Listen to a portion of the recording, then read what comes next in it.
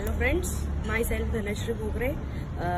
इस सिस्टम में मुझे नियर अबाउट 8 साल हुआ है। एक्चुअली 10 साल हुआ, लेकिन काम करे हुए 8 साल हुआ है। देखो, मतलब जब मैंने एडमिशन लिया था तब एक फर्स्ट ईयर की बीकॉम की लड़की थी, लेकिन एक देखा था कि चलो एजुकेशन लेके एडमिशन ले ले, पैसों की कमी नहीं थी कभी पापा के पास में।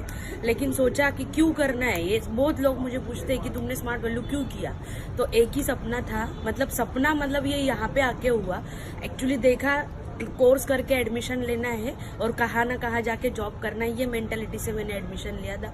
लेकिन देखा कि यहाँ पे बहुत कुछ मिल रहा है, पैसों के साथ में और भी कुछ मिल रहा है। तो फिर मैंने देखा कि चलो, पापा के पास तो पैसा है, बहुत कुछ है, लेकिन जो लाइफस्टाइल चाहिए वो नहीं है। जो भी पैसा कमाते हैं वो सब जमा करके रखते हैं और बाकी का सब मरते मरते तक वो वही यूज करते। तो ये तो जिंदगी नहीं है, ये तो लाइफ नहीं है, ये मैंने सीखा। फिर उसके बाद मैंने सोचा कि चलो और कुछ आगे करके दिखाना है। तो मैंने पढ़ाई करते करते एक फर्स्ट ईयर बीकॉम करते करते आगे का भी मैंने स्टार्ट कर लिया। ग्रेजुएशन कंप्लीट किया, साथ ही साथ एमबीए कंप्लीट किया एचआर में। अभी बोला जाता है कि यहाँ पे बहुत सारे लोग जो अनएजुकेटेड है या फिर कोई है तो वो वही करते हैं जिनको कुछ आता नहीं है। लेकिन ऐसा किसने बोला? यहाँ पे तो मैंने देखा है कि बीटेक इंजीनियर है, डॉक्टर है, इंजीनियर है, सीए, चार्टर्ड अकाउंटेंट है, और हमारा भी एजुकेशन क्वालिफिकेशन उसी टाइप का है। लेकिन बहुत लोग बोलते हैं कि ये लड़कियों का बिजनेस नहीं है, लड़कियों से नहीं होता। मैंने यही बोला कि लड़कियों से क्यों नहीं होता, यही मुझे इंस्पिरेशन बनना था। और मैंने देखा कि मेरा आइडल पर्सन जो पार्थो भौमिक सर है, वो उन्होंने उनको देख के मैं सीखी हूँ। उनके ही सपोर्ट से मैंने आज बहुत कुछ हासिल किया है। जैसे कि मेरे सीनियर्स और चंदन सर, सुदीप सर, इन्होंने भी मुझे बहुत सारा सपोर्ट किया। एक बड़े भाई के जैसा मुझे पाला है। जैसे कि बोलते हैं कि जन्म देने वाला अलग और संभालने वाला अलग, ये दोनों कैटेगरी में मुझे सीनियर्स मिले। बिलीव ऑन सीनियर्स, ये हर एक ट्रेनिंग्स में हमको सबसे फर्स्ट ट्रेनिंग रहता है, लेकिन हम पहले नहीं करते क्योंकि हमको पता नहीं रहता। जब हमको पता चल जाता है तब टाइम हाथ से चला जाता है। इसीलिए दोस्तों, एक ही ध्यान रखो, जब ट्रेनिंग मिलता है ट्रेनिंग में फोकस करो कि जो सीनियर्स बोलते हैं वो अपने अच्छे के लिए ही बोलते हैं, भलाई के लिए बोलते हैं। अभी अच्छा ही हुआ क्या मेरे बारे में, जब मैंने 3 महीना हुआ कंप्लीट किया, तब मैंने खुद का एक 2 व्हीलर अचीव किया वर्थ ₹42,000 एंड ईयर ऑफ 2009। उसके बाद मैंने लैपटॉप अचीव किया। उसके बाद एक मोबाइल था 2008 में, जो मेरा मोबाइल था 800 का, टाटा इंडिकॉम करके।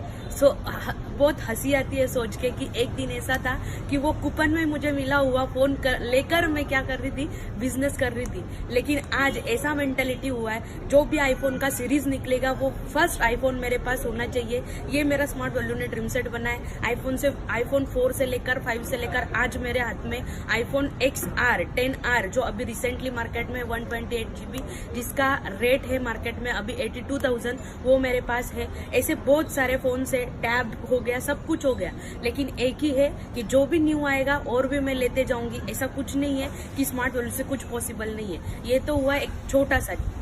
उसके बाद 2015 में मेरा फर्स्ट मलेशिया ट्रिप क्वालिफाई हुआ था, जब मैं सेकेंड ईयर MBA की स्टूडेंट थी। सोचो दोस्तों कि अपने साथ में जो भी स्टूडेंट्स लोग रहते हैं वो तो बोलते कि यहाँ के साइड में लोकेशन में जाके क्या करें, घूम के आए। लेकिन मेरा एक सपना था कि चलो फॉरेन ट्रिप्स में जाना। फर्स्ट फॉरेन ट्रिप हुआ मलेशिया, देन हुआ नेपाल, देन हुआ थाईलैंड, देन हुआ हांगकांग। उसके बाद हुआ अभी ये रिसेंटली 5th जो ट्रिप है वो है इंडोनेशिया। अभी इसके बाद जो सिंगापुर है वो भी लगभग होने ही आ रहा है, वो भी मैं जाऊंगी। ऐसा सब कुछ जो है, देखो मेरा और एक दिक्कत था, और एक मुझे सबसे बड़ा प्रॉब्लम लगता था कि शादी के बाद मेरा क्या होगा। लेकिन एक मेरा सपना था जो कि मेरे मम्मी ने एडमिशन करवाया। मेरी मम्मी ने जब एडमिशन करवाया, मेरे पापा को अच्छा नहीं लगता था कि मैं स्मार्ट वैल्यू करूं या फिर ऐसे ज्वाइनिंग का बिजनेस करूं, मेंबर्स का बिजनेस करूं। लेकिन मेरी मम्मी को मैंने बताया था कि मुझे यही करना है और इसी के बदौलत मुझे आगे जाना है। तो मेरी मम्मी ने उस टाइम पे 2008 में उसका नेकलेस गिरवी रख के मुझे पैसा दिया था, और वो मेरे दिमाग में बैठा था कि मेरे पापा के पास पैसे होते हुए भी मेरे मम्मी का जो नेकलेस उसने गिरवी रखा है उसका मुझे रिटर्न करना है।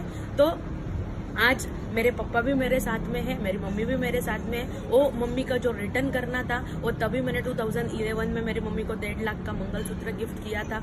उसके बाद उसको छोटा मोटा ऐसा तो गिफ्ट्स में देती ही रहती हूँ। उसके बाद पापा मम्मी के लिए 4 व्हीलर गिफ्ट किया है। और शादी के पहले मेरा एक ड्रीम था, अब तभी मैं शादी करूंगी जब मैं मेरे मम्मी पापा को एक घर गिफ्ट करूंगी। तो एक 35 लाख का एक रो हाउस मैंने गिफ्ट किया है शादी के ठीक 2 महीने पहले। और उसके बाद मैंने शादी भी किया, और शादी भी किया तो वो भी स्मार्ट वैल्यू करने देगा ऐसे बंदे से ही किया है। वो भी बहुत सपोर्टिव है, वहाँ की फैमिली भी बहुत सपोर्टिव है। देखो डिपेंड रहता है अपने ऊपर, हम कैसे उनके साथ ट्रीटमेंट करते हैं, हम कैसे उनके साथ बातचीत करते हैं, हम कैसे उनके साथ पेशकश करते हैं। अगर हम अपने बातों से अड़े रहेंगे तो कभी हम जिंदगी में आगे नहीं जा सकते। देखो दोस्तों, एक ही है कि आपके ऊपर है कि सामने वाले को क्या करना है, कैसे बताना है। अगर हम कर सकते हैं तो सारी दुनिया कर सकती है। कोई भी लड़की लड़कों से कम नहीं है। एक ही है, गर्ल्स पावर अंदर ही शक्ति है, सिर्फ उसको जानना पहचानना अपने हाथ में। Thank you support.